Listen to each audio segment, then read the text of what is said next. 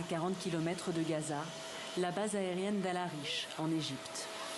À bord de ces ambulances, 25 Gazaouis gravement blessés ou malades sont prêts à être évacués vers les Émirats arabes unis avec au moins un proche. Pour Youssef, 12 ans, c'est la fin d'un long calvaire. L'adolescent a eu le fémur fracturé lors d'une frappe israélienne il y a déjà 3 mois. Mais son os n'a pas pu guérir, car à Gaza, presque tous les centres de soins sont détruits. Dans cet avion de ligne aménagé en hôpital volant, l'équipage a rabattu les sièges pour installer le brancard de Youssef. C'est la première fois que je suis détendu depuis que j'ai été blessé. On nous a bombardés, on fuyait du nord vers le sud de Gaza. Ma mère est morte, ma sœur est morte, 3 de mes cousines, un cousin, ma grand-mère et mon grand-père aussi.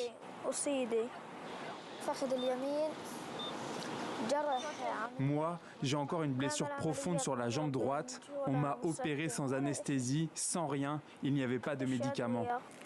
Comme Youssef, Sabri, 14 ans, a perdu sa mère et sa sœur dans un bombardement. Le visage criblé d'éclats d'obus et des plaies encore ouvertes, il est très amaigri par des mois de pénurie. C'était très difficile, il n'y a rien à manger. Même si tu as de l'argent, tu ne trouves pas de nourriture, pas d'eau. Chaque 10 minutes, un enfant est tué ou blessé dans la bande de Gaza, selon l'UNICEF.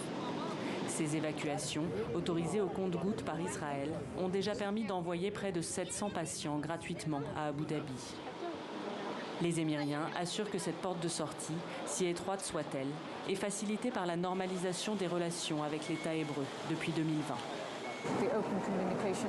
Nos canaux de communication simplifient l'obtention des permis de déplacement pour les patients.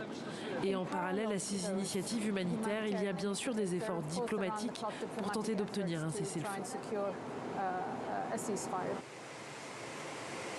3 heures plus tard, atterrissage à Abu Dhabi, sous le regard des caméras. Car avec ces vols, les Émirats soignent aussi leur image auprès de l'opinion publique arabe, très pro-palestinienne. Le lendemain, dans le plus grand hôpital émirien, le docteur Lamba soigne Youssef. Salut Youssef, ça va? On t'emmène pour changer les pansements jeudi. Il va avoir besoin d'être opéré tous les 3-4 jours. On reçoit beaucoup de patients gazaouis qui ont des plaies ouvertes depuis plusieurs semaines. Elles sont souvent très infectées.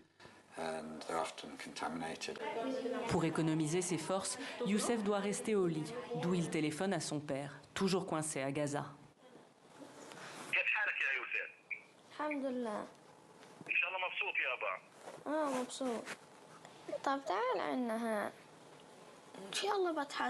J'espère guérir vite pour visiter Abu Dhabi. Selon ses médecins, Youssef pourra remarcher dans quelques mois. D'ici là, il espère que la guerre sera terminée.